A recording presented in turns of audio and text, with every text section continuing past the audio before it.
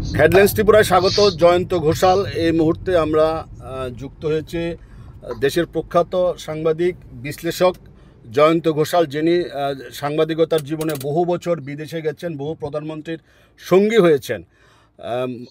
প্রধানমন্ত্রী নরেন্দ্র মোদীকে উনি খুব কাছে থেকে দেখেছেন। তো আজকে আমরা কথা বলবো মূলত একটা বিষয় নিয়ে, যে উনি আমেরিকা গেছেন প্রধানমন্ত্রী, এবং প্রধানমন্ত্রী আমেরিকা সফর, এবং প্রধানমন্ত্রী যে বাংলাদেশ নিয়ে বলেছেন মোদি উইল ডিসাইড, এ ব্যাপারে একটা আগ্রহ রয়ে গেছে সবার মধ্যে যে এটা কি বার্তা, কি মিনিং। এবার বিস্তারিত আমরা কথা বলার চেষ্টা করব জয়ন্ত বাবুর সাথে। জয়ন্ত দা, শুনতে পাচ্ছেন? হ্যাঁ, শুনতে পাচ্ছি প্রণব। আমি যদি সরাসরি চলে যাই বাংলাদেশের দিকে, যে বাংলাদেশ নিয়ে কি বলতে চেয়েছেন মোদি? প্রথম কথা হচ্ছে যে ট্রাম্প এবং নরেন্দ্র মোদী এই দুজনের মধ্যে একটা ব্যক্তিগত সম্পর্কের রসায়ন কিন্তু এর আগের যখন ট্রাম্প 1.0 বলা হয়, এটা 2.0 এখন। তো এই ট্রাম্পের প্রথম যে অধ্যায়, তখন থেকেই নরেন্দ্র মোদীর সঙ্গে যে ধরনের যৌথ অনুষ্ঠান ভোটের আগেও হয়েছে, এবং যেভাবে একটা হয় রাষ্ট্রের সাথে রাষ্ট্রের নীতি, আর একটা হচ্ছে যে ব্যক্তিগত ভাবেও কিন্তু একটা পার্সোনাল কেমিস্ট্রিও কাজ করে। এবং নরেন্দ্র মোদী এবং ট্রাম্প, তারা দুজনেই বেশ কিছু বিষয় মতাদর্শগত ভাবে, যেরকম ইমিগ্রেশনের ইস্যু, আমাদের কাছেও যেরকম অবৈধ অনুপ্রবেশকারী একটা মস্ত বড় বিষয়, ট্রাম্পের কাছেও ওদের দেশেও সেটা একটা মস্ত বড় বিষয়, কেননা আমরা জানি যে ওখানে ওদের দেশেও এটা একটা মস্ত বড় পলিটিক্যাল ইস্যু। এবং ট্রাম্পও কিন্তু কনজারভেটিভ পলিটিক্যাল অ্যাপ্রোচ। এখন তার ফলে বাংলাদেশের ব্যাপারে যে বড়, আমি বলবো যে বাইডেনের সময় ইউএস এর স্টেট ডিপার্টমেন্টের যে ভূমিকা, যে সমস্ত প্রশ্ন উঠেছিল, হিলারি ক্লিন্টনের ভূমিকা, এবং সেগুলো কিন্তু একদিকে যেরকম ট্রাম্প পরিষ্কার করে বলে দিয়েছে যে এখানে আমেরিকার কোনো ভূমিকা নেই, অর্থাৎ বাংলাদেশের যে শাসক গোষ্ঠী তারাও আমেরিকা দেখিয়ে তারা যদি এখন মনে করেন যে আমাদের পেছনে আমেরিকা আছে, ট্রাম্প কিন্তু সেটা স্পষ্ট করে দিয়েছে যেখানে আমেরিকার কোনো ভূমিকা নেই। দ্বিতীয়, অর্থাৎ বাংলাদেশের যে সরকার বা বাংলাদেশে কি হচ্ছে সেটা হ্যান্ডলিং অফ বাংলাদেশ অনেকটাই উনি নরেন্দ্র মোদীর উপর ছেড়ে দিয়েছেন, এবং তাকে দায়িত্বই দিয়েছেন, যেহেতু নরেন্দ্র মোদী অনেকদিন ধরে সেটা করছেন বলে ট্রাম্প বলেছেন। অর্থাৎ সোজা কথায় নরেন্দ্র মোদীর এ বিষয়ে যে অভিজ্ঞতা এবং নরেন্দ্র মোদীর যে রণকৌশল, বাংলাদেশ নিয়ে তিনি যে পথে এগোচ্ছেন, তার প্রতি যদি অনাস্থা থাকতো ট্রাম্পের বা আমেরিকার, তাহলে তিনি সেটা বলতেন। বিশেষ করে ট্রাম্পের যা রাজনৈতিক নেতা হিসেবে তার যে স্বভাবের পরিচয় আমরা দেখেছি, তাতে ট্রাম্প কিন্তু ওই কলে স্পেড এ স্পেড, উনি কিন্তু যা মনে আসবে উনি সেটা বলে দেবেন, এবং অতীত এরকম হয়েছে। তবে উনি পরিষ্কার বলে দিতে পারতেন যে বাংলাদেশ নিয়ে বাপু আমার ইউনূসের যেভাবে এখন যা যা হয়েছে সেটাতে আমি পরিপূর্ণ সমর্থন দিচ্ছি। এখন তো ওখানে পাকিস্তানের ভূমিকা পরিষ্কার হয়ে গেছে, আইএসআই চিফ বাংলাদেশে যাচ্ছে, এবং পাকিস্তানকে আবার ব্যাক টু পাকিস্তান এই স্লোগানটা উঠেছে। এখানে এই জায়গাটাতে নরেন্দ্র মোদী কিন্তু মুন্সিয়ানার সঙ্গে বাংলাদেশের এক্সিস্টিং ইউনূস সরকারের সঙ্গেও কিন্তু কোনো দ্বৈরথে যাচ্ছেন না, এবং কেননা দুটো দেশের মধ্যে সম্পর্ক, এটা কোনো ইন্ডিভিজুয়াল ইস্যু নয়, এখানে ইউনূস ইস্যু নয়।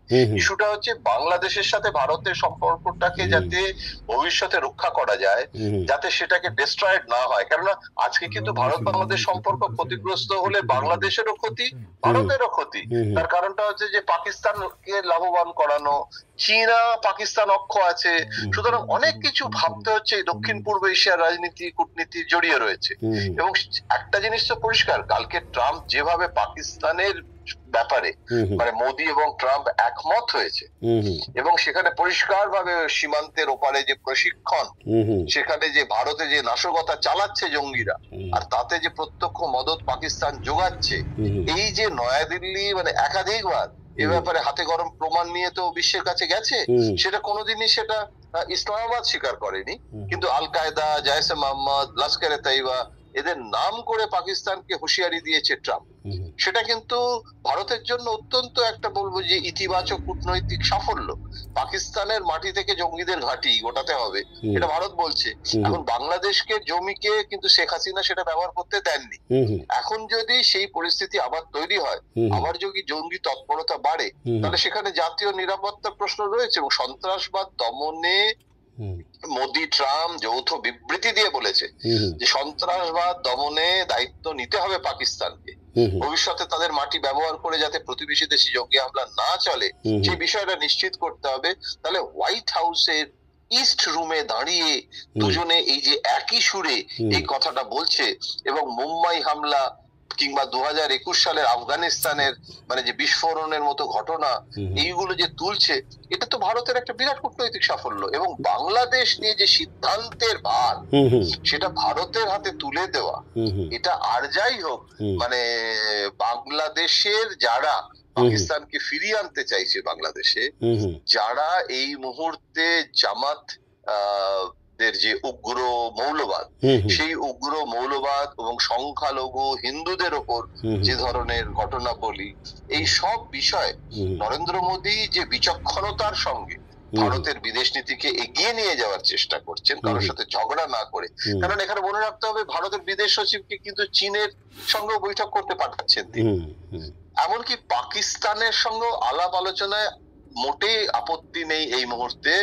যদি পাকিস্তান এই সন্ত্রাসবাদ থেকে সরে আসার কথা ঘোষণা করে, তাহলে আমি তো বলবো যে আমেরিকার সাথে এই মুহূর্তে নরেন্দ্র মোদীর বৈঠক, সেই বৈঠক সীমান্ত যে সমস্যা, সেই সীমান্ত সমস্যাটা যাতে আর না বাড়ে বাংলাদেশের সংকটে।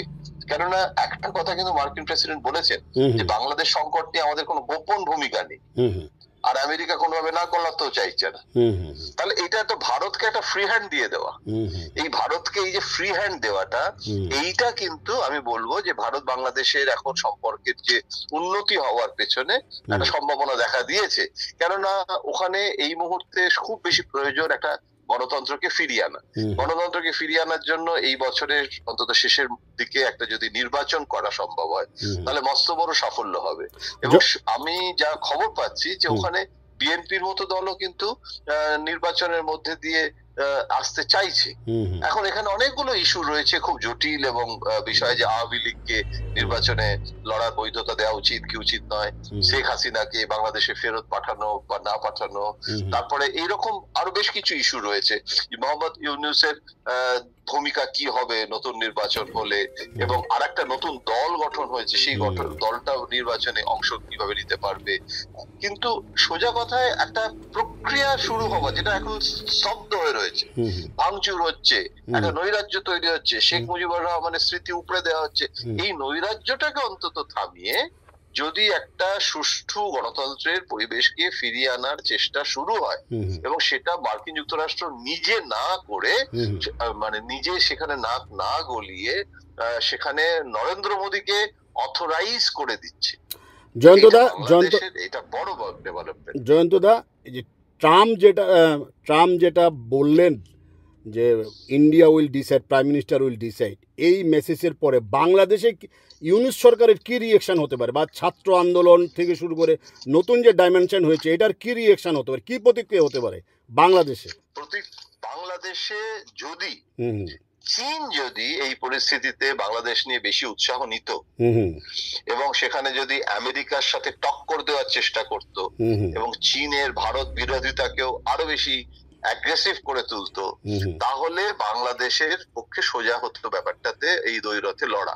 অর্থাৎ বাংলাদেশের একার পক্ষে আমেরিকা প্লাস ভারত, তার সঙ্গে বাংলাদেশের যে প্রেজেন্ট রেজিম, তার লড়াই করা, বিশেষ করে যেখানে বিএনপি নিজেই ভোট চাইছে, সেখানে মত পার্থক্য রয়েছে বিএনপির সঙ্গে জামাত এবং ইউনূসের।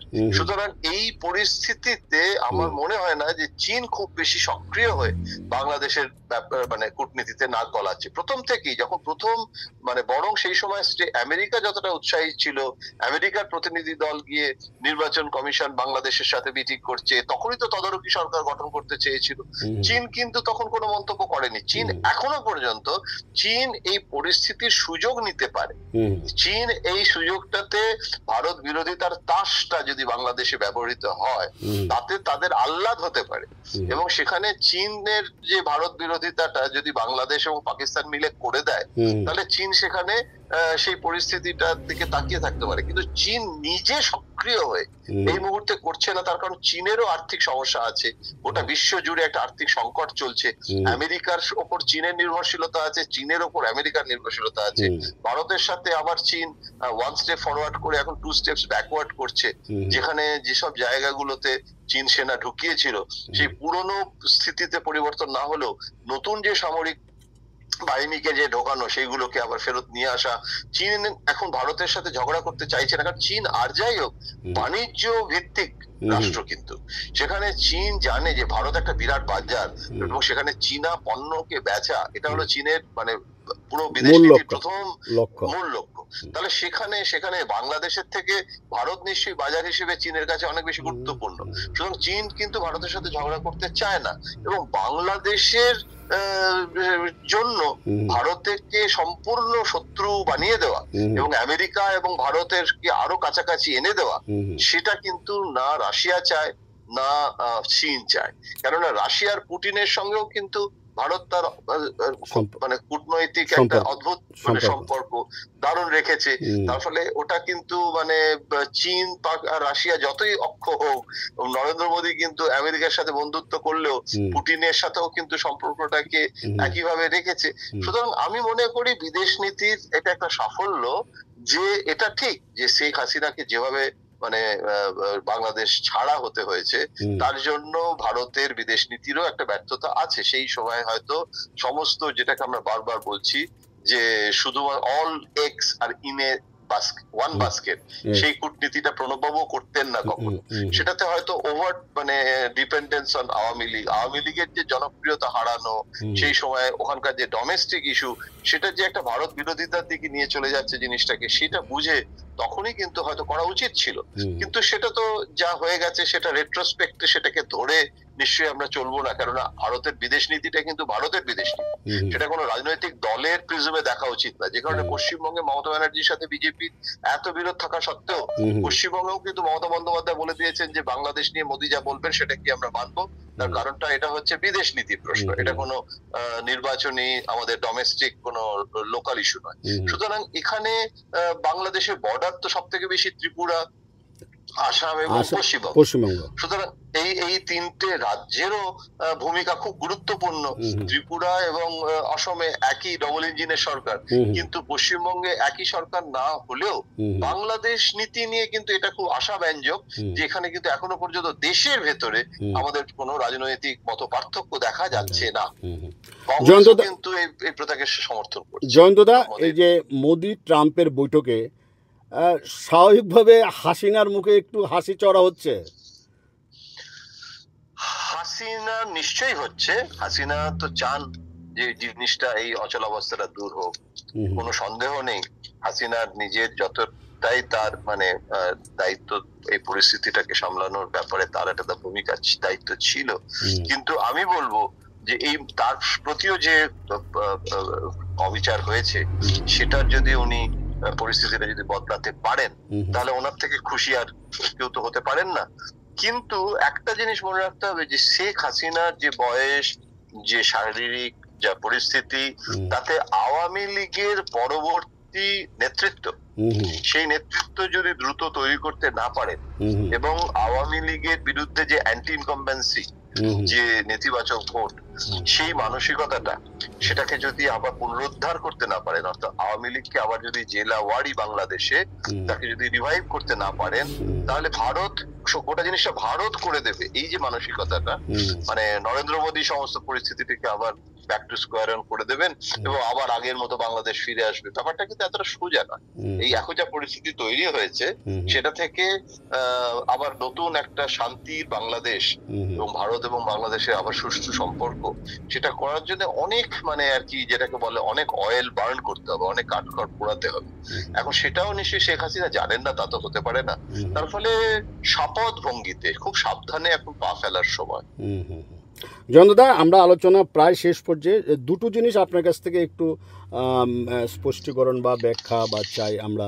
সেটা হলো, এক, মোদির উপর যখন দায়িত্ব দিয়েছেন ট্রাম্প, মোদি এখন কিভাবে এটাকে মোকাবিলা করতে পারে, আপনার দীর্ঘদিনের যে রাজনৈতিক বিশ্লেষণ গোটা বিশ্বজুড়ে, এই ব্যাপারে আপনার কি দৃষ্টিভঙ্গি, এক।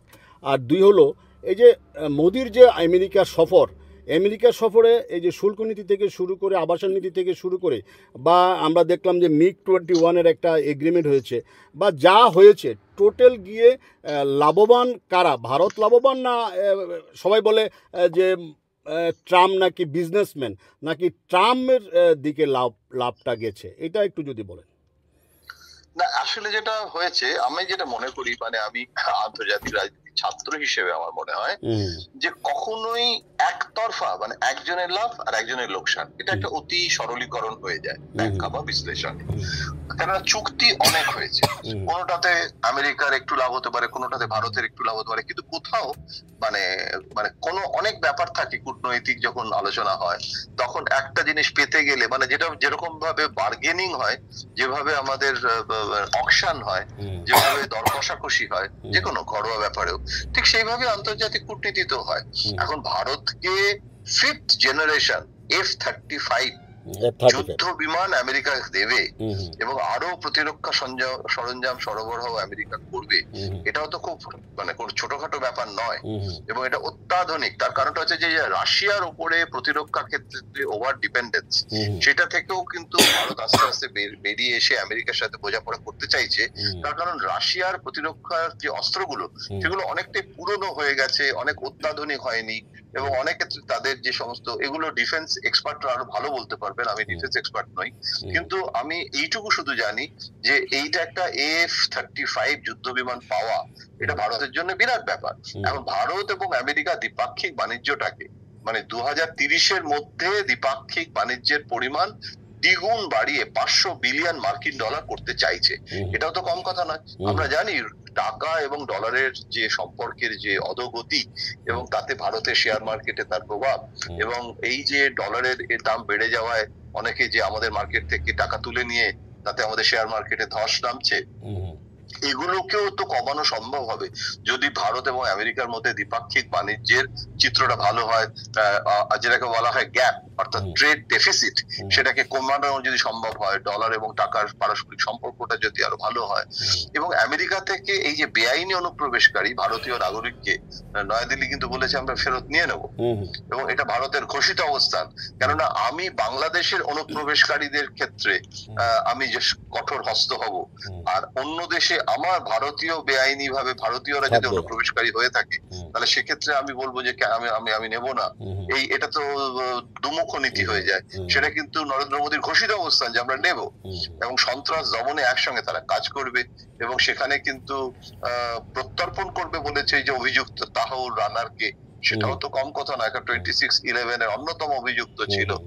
এবং মানব পাচার, মানব চোরাচালান, সেগুলো নিয়ে অর্গানাইজ ক্রাইমের ব্যাপারেও একটা চুক্তি হয়েছে। আমেরিকা এখন দেশে পরমাণু চুল্লি নির্মাণের পরিকল্পনা করছে ভারতে, তো এইগুলো তো কম না। 123 অসামরিক পরমাণু চুক্তি বাস্তবায়িত হবে ভারত মার্কিনের, যেটা এখনো হয়নি। এবং সবশেষে আমেরিকার কাছ থেকে আমরা অপরিশোধিত তেল এবং গ্যাস ভারত কিনবে, এবং সেখানে দামটাও অনেক কম নেবে বলে সেটা আমেরিকা জানিয়েছে, কেননা রাশিয়ার কাছ থেকে অনেক কম দামে এতদিন পেত। সুতরাং এই যে জিনিসগুলো, কেননা এই জিনিসগুলো কিন্তু মানে একটা সৌহার্দ্যের বার্তার মধ্যে শুল্ক যুদ্ধ থাকতে পারে, দর কষাকষি থাকতে পারে, এবং ভারতের অর্থনীতির উপরে আমেরিকার চাপ পড়তে পারে, কারণ আমেরিকার সার্বভৌম স্বার্থ রক্ষা করবে, এটা স্বাভাবিক। তো এইটা আমি বলবো যে যদি সম্পূর্ণ সারেন্ডার করতো নরেন্দ্র মোদী, তাহলে তাহলে কিন্তু বিপদ হতো। কিন্তু এই যে যেটাকে এখন মানে বলা হচ্ছে প্রচলিত সংবাদ মাধ্যমে যে মাগা প্লাস মিগা, এই যে দুটো, হ্যাঁ, এই যে মিগা মানে মিগা যেটা নরেন্দ্র মোদী বলেছে মেক ইন্ডিয়া গ্রেট এগেইন, এই যে মিগা আর ওদের যে মাগা মানে মেক আমেরিকা গ্রেট এগেইন, এই দুটো স্বপ্নকে মিলিত করে দিয়ে একটা মানে একটা পার্টনারশিপ, এবং সেই পার্টনারশিপটা তো দুটো দেশকেই মানে আমরা চাইবো যাতে আমাদের দিকে ঝোল টানার চেষ্টা করব। তো এবং সেখানে নরেন্দ্র মোদীর মতো ব্যক্তিত্ব থাকা, এবং এটা ভুলে গেলে চলবে না প্রণব যে নরেন্দ্র মোদী কিন্তু এমন একটা সরকারকে রিপ্রেজেন্ট করে, তার একটা স্ট্রং মেজরিটি এখনো আছে।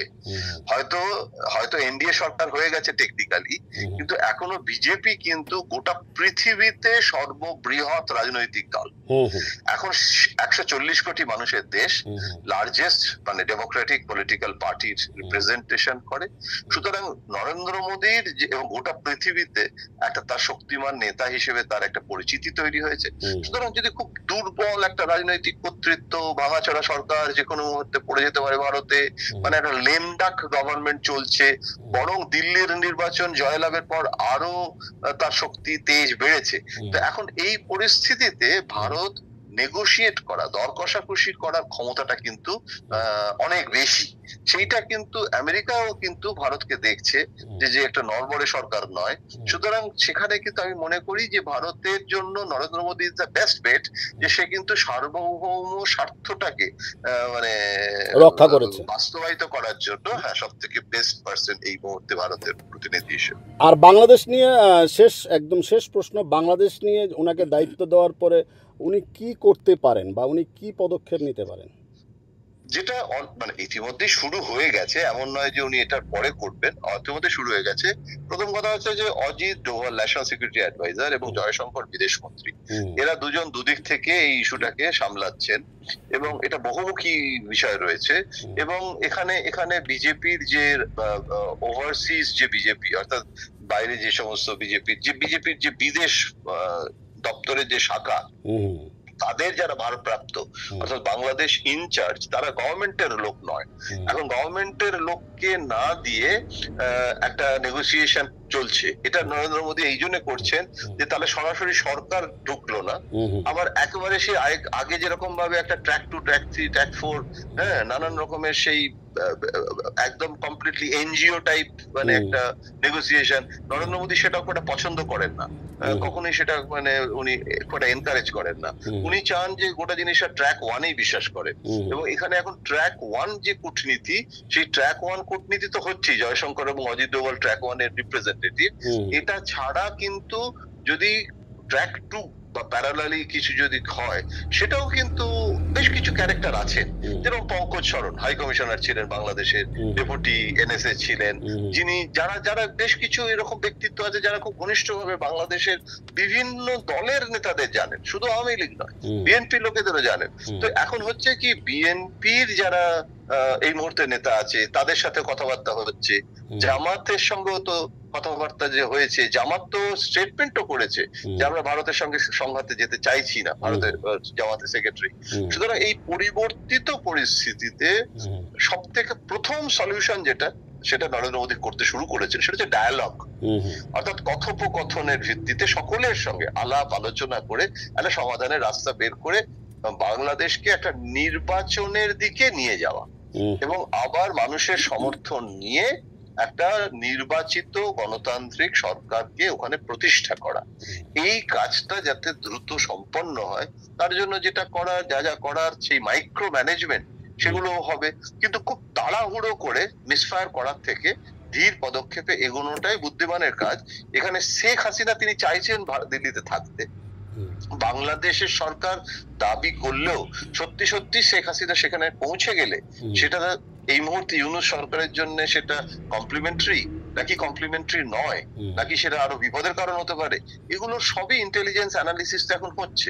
সুতরাং এটা একটা মানে স্টেট অফ ফ্লাক্স, একটা ফ্লুইডের মতো অবস্থা। নরেন্দ্র মোদী তার কূটনৈতিক দক্ষতা বলে একটা টিম নরেন্দ্র মোদী কাজ শুরু করে দিয়েছে যাতে তাড়াতাড়ি এগুলো রিজলভ হয়। এবং যেরকম ত্রিপুরাতে এখন যে সমস্ত পাওয়ার প্রজেক্ট, রেল চলাচল, মানুষের রুটি রুজি, সীমান্ততে এগুলো একদিকে যেরকম খুব দ্রুত সীমান্তে কিন্তু বেড়া দেওয়ার কাজে শুরু হয়ে গেছে, যেসব জায়গায় জমি অধিগ্রহণের প্রবলেম ছিল সেই সব জমি অধিগ্রহণ, মানে অমিত শাহ দপ্তর জমি দ্রুত বিএসএফ এর মাধ্যমে কেনার কাজে শুরু হয়ে গেছে।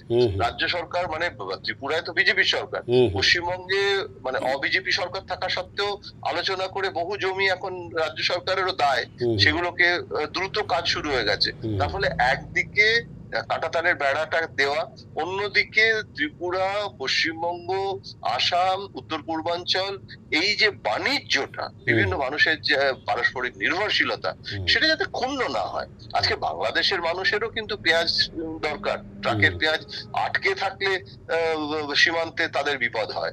আর এখন যদি ভারত সমস্ত বলে দেয় যে আমরা সমস্ত বাণিজ্য বন্ধ করে দিলাম, তাহলে বিপদে কিন্তু বাংলাদেশও পড়বে, স্বাস্থ্যের কারণে তাদের আসতে হয়, বিভিন্ন ব্যাপারে। এটা কিন্তু শুধু চীন আর পাকিস্তানকে দিয়ে কিন্তু বিকল্পটা হতে পারে না। সুতরাং বাংলাদেশের সরকারও কিন্তু সেটা বলছেও না যে সেটা তারা করতে চাইছে, তারা তো বলছে ভারতের সাথে তারা এই সম্পর্কটাকে মানে খতম করতে চায় না। সুতরাং আমার মনে হয় Narendra Modi is the best person, Trump authorised person, তিনি নিজের যোগ্যতা বলে টিম তার একটা আছে। আমি হতাশার বাদী হতে চাই না, এখানে হোপ এগেইনস্ট হোপই বলবো। ঠিক আছে, অনেক ধন্যবাদ দাদা জয়ন্ত ঘোষাল, আমাদের সাথে এতক্ষণ কথা বলেছেন, দীর্ঘ সময় বিশ্লেষণ করেছেন, আন্তর্জাতিক বিশ্লেষণ করেছেন, বাংলাদেশের বিশ্লেষণ করেছেন, মোদির সফরের বিশ্লেষণ করেছেন। অনেক অনেক ধন্যবাদ দাদা।